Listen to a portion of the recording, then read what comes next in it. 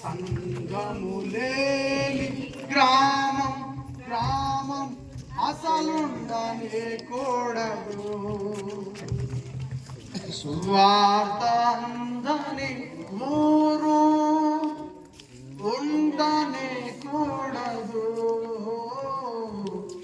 సంగములేని అసలుండనే కూడదు. ఇదే ఇదే ఇదే నా లక్ష్యము. ఇదే ఇదే ఇదే నా సువార్త అందని ఊరు ఉండనే కూడదు. సంగములేని గ్రామం గ్రామం అసలుండనే కూడదు. ఈ లక్ష్య సాధనలో పరిశుద్ధాత్మ దేవుడు మనతో ఉంటూ మనం ఎంతగా నడిపిస్తున్నాడో, ఎంతగా బలపరుస్తున్నాడో. యేసుక్రీస్తు వారు వచ్చాడు, ఆయన విశ్రాంతి చేశాడు, మనకు మార్గం చూపించి ప్రభువు వెళితే తండ్రి పరిశుద్ధాత్మ వారు పంపించి కొన్ని వేల సంవత్సరాలుగా, ప్రభు 33.5 సంవత్సరాలు ఉన్నారు, పరిశుద్ధాత్మ వారు అయితే వేల సంవత్సరాలుగా మనతో ఉండి మనం నడిపిస్తాం. కాబట్టి పరిశుద్ధాత్మ చేత నడిపించబడుతూ సంఘానికి నమ్మకం ఉంటూ ప్రతి కుటుంబం ఆశీర్వాదకరంగా ఉండాలి అంటే ప్రార్థన చేసుకోవాలి. నా ప్రాణేశ్వరా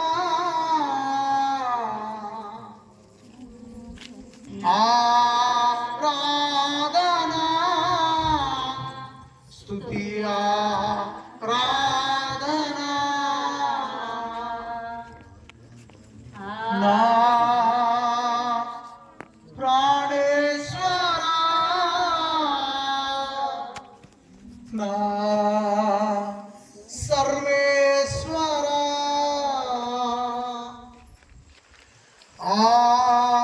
ఆరాధనా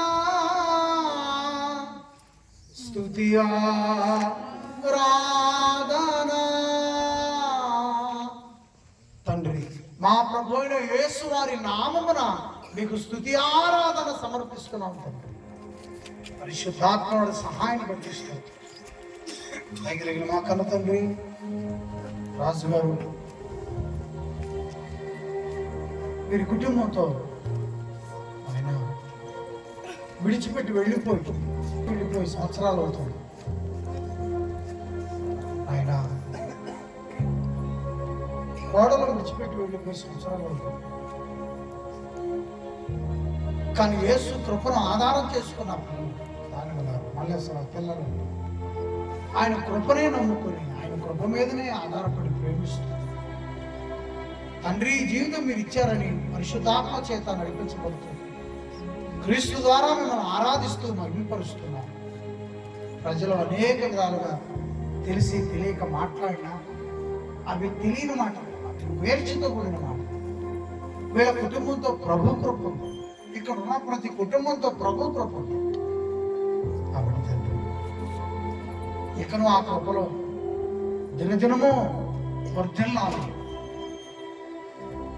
దేవా, ఈ మాటలు ఎంత అమూల్యం, ఎంత ఈ మాటలు మాట్లాడుతున్నప్పుడు అయ్యా మాలో మేము ఎంత గనులుగా మాకు అర్థమవుతుంది.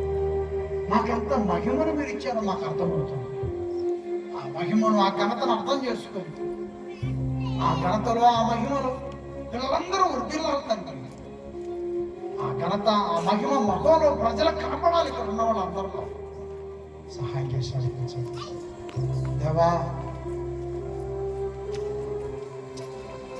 సహోదరుడు ఖర్చు పెట్టిన అంతకు అంత చన్నీళ్ళు ఇచ్చిన నీ సహాయం పోనివ్వని చెప్పారు. గుప్పిడు గోధుమ పిండితో సహాయం చేసిన ఆ సహాయం పోనీ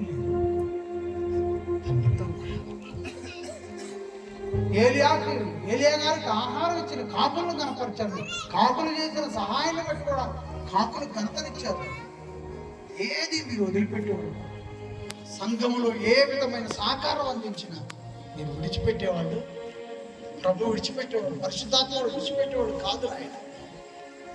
కాబట్టి నా పిల్లలందరూ దీవించి వాళ్ళ జీవితం మీరు ఇచ్చిన వివరణ, మీరు వారికి ఎలాంటి జీవితాన్ని ఇచ్చారో, ఎలా కాపాడారు అన్నీ చెప్పారు. ఆలోచించి అర్థం చేసుకొని మరెక్కువగా క్రీస్తు పైన, మీ పైన ఆయన ప్రేమ కలిగి ఆత్మల సహాయం కోరుకొని బ్రతికే విధంగా ఈ కుటుంబంతో పాటు అందరినీ చేయండి. ఈ కుటుంబానికి 30 60 100 సహాయం అందించండి.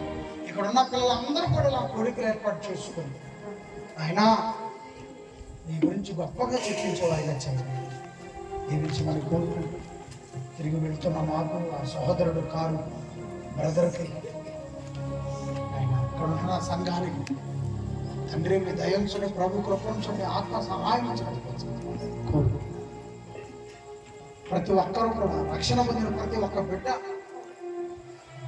ఏం చేయాలో, ఎందుకు ప్రయాసపడాలో చెప్పాను. రక్షణ లేని వారు ఈ రక్షణలోకి రావాలి.